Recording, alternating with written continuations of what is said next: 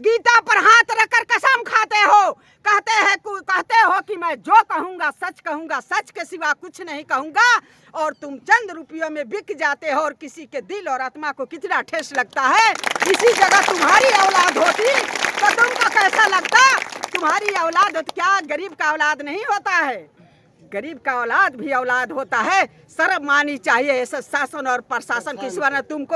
ईश्वर ने वो ताकत दिया है कि किसी की तकदीर लिख सकते हो और न्याय और अन्याय का फैसला कर सकते हो। और जो भी जघन्य अपराध हुआ है बहुत निंदनीय है। और मैं घूमते हुए आई हूँ, मुझे कुछ लोगों से पता चला है कि ये व्यक्ति पहले भी क्रिमिनल था और कई हत्याएं किया है, जो इसका रिकॉर्ड है, थाने में इसका रिकॉर्ड है। मैं पता करके आई हूँ, इसीलिए मुझे लेट हुआ है। तो इस विषय में आपका क्या ख्याल है, आपका क्या कहना है? मेरा ख्याल है कि भाई ऐसा है कि ऐसा तो नहीं होना चाहिए, बहुत गलत हुआ है। मैं इसकी घोर निंदा करती हूँ। एक अमरूद के फल के लिए किसी की हत्या कर दिया जाए, किसी की जान ले लिया जाए, ये बहुत ही घोर निंदनीय काम है, ऐसा नहीं होना चाहिए। और जो भी व्यक्ति किया है, यह बहुत बड़ी विडम्बना है इस देश की कि लोग ना आगे सोचते हैं ना पीछे सोचते हैं, कोई भी कार्य को कर देते हैं, लेकिन जब उनके ऊपर जब सच्चाइयाँ आती है तो घबरा जाते हैं। तो मैं तो यही कहूँगी आपके चैनल के माध्यम से कि हाँ, जो भी व्यक्ति किया है ऐसा कार्य और उस बेटी की हत्या किया है तो उसको दंड मिलना चाहिए। और दंड अनिवार्य है। जब तक इस देश में लोगों के पास दंड नहीं दिया जाएगा तो लोग तब तक दहशत में नहीं आएंगे। लोगों का मनोबल बढ़ता जा रहा है, मैं देख रही हूँ।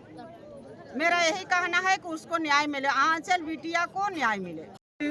आज महाराजपुर में जो यह भीड़ देखने को आपको मिल रही है, यह भीड़ एक ऐतिहासिक गाथा लिखेगी, क्योंकि पिछले दिनों 5 तारीख को जो आंचल बिटिया के साथ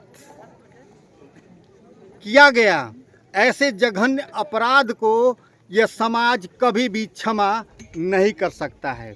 आज हजारों की भीड़ देख सकते हैं, कैमरे पर आपके सामने आई है, और इस भीड़ का सिर्फ एक ही उद्देश्य है, एक ही नारा है कि किसी भी कीमत पर आंचल बिटिया को न्याय मिलना चाहिए। क्योंकि आज भारतीय सुहेलदेव समाज पार्टी के राष्ट्रीय अध्यक्ष और उत्तर प्रदेश सरकार में पंचायती राज मंत्री ओम प्रकाश राजभर जी का यहाँ आगमन होने वाला है। साथ ही साथ भैरव सेना के अध्यक्ष आदित्य राजभर जी भी आने वाले हैं। तो राजभर समाज के इन दोनों नेताओं से मैं चीख कर चिल्ला कर कहना चाहता हूं कि प्रत्यक्षदर्शियों के अनुसार और आंचल बिटिया की माता के अनुसार आंचल को मारकर पीटकर मौत के घाट उतार दिया गया। तत्पश्चात उस आंचल बिटिया को करंट का जो तार है, जिसमें जो पिछले कई दिनों से गिरा हुआ था, ले जाकर वहां पर सुला दिया गया। यह मैं खुद गया था, आंचल बिटिया की माता से उनका बाइट लिया हूं और उनका कहना है। फिर पुलिस यह इस पक्ष को कैसे उजागर कर रही है कि आंचल को करंट लगा है और करंट के कारण वह मरी है। अभी एक दादाजी मिले थे, उनका कहना था कि आंचल की शरीर पर तमाम तरह के घाव के निशान हैं, चोट के निशान हैं। तो घाव के और चोट के निशान करंट के तार से कैसे आते हैं? यह संभव ही नहीं है।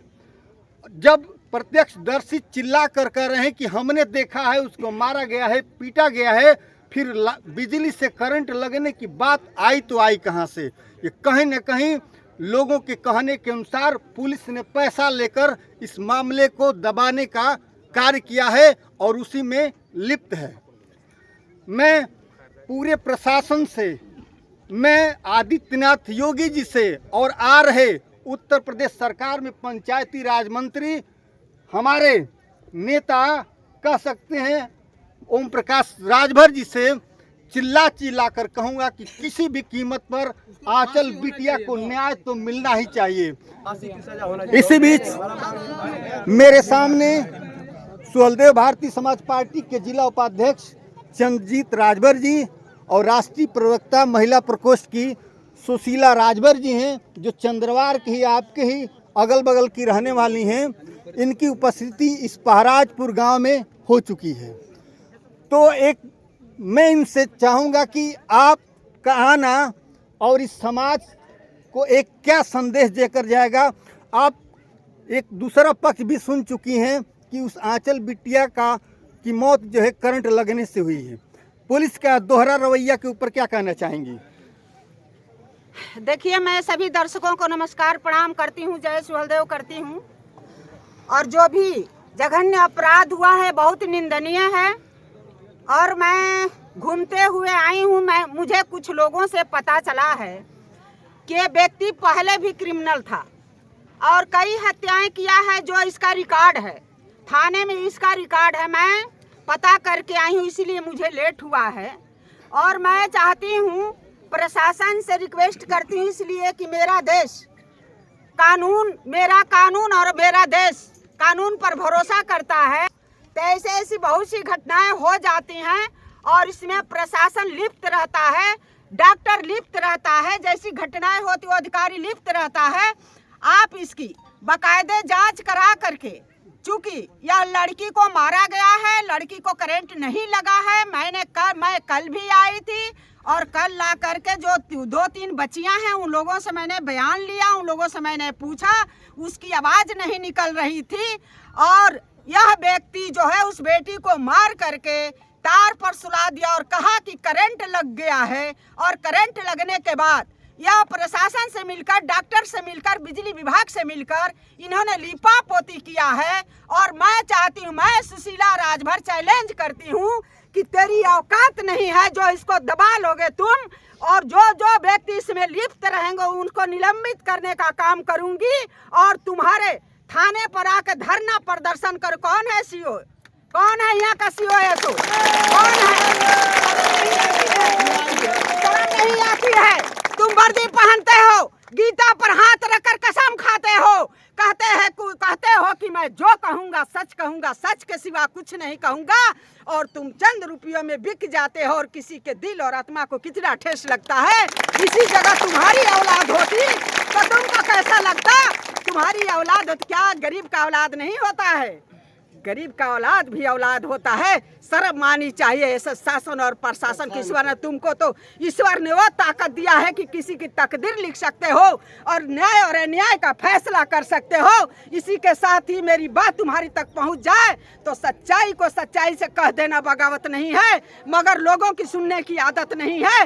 अगर तूने दरिया में फेंका है कंकड़ तो सुशीला राजभर का कहना शरारत नहीं है। जय हिंद, जय भारत, जय सुहलदेव। सुशीला राजभर का कहना शरारत नहीं है, यह वक्तव्य है भारतीय सुहलदेव समाज पार्टी की महिला प्रकोष्ठ की राष्ट्रीय प्रवक्ता सुशीला राजभर का, जिनका पदार्पण आज पहराजपुर में हुआ है। आंचल बिटिया को न्याय दिलाने के परिप्रेक्ष्य में ये तमाम लोग इकट्ठे हुए हैं, यह लोगों का मेला इकट्ठा हुआ है। बस यह लड़ाई नहीं रुकनी चाहिए, यह जो कारवां नहीं थमना चाहिए। बस मैं यही कहूँगा कि मंजिल पर जीत का निशान चाहिए, इन होठों पर खिलती मुस्कान चाहिए। हम संभलने नहीं वाले इन छोटे छोटे टुकड़ों से, हमें तो पूरा आसमान चाहिए, हमें तो पूरा आसमान चाहिए। इन्हीं चंद शब्दों के साथ विदा लेता हूँ। आप सबसे बने रहिए पाली न्यूज नेटवर्क के साथ। बहुत बहुत धन्यवाद।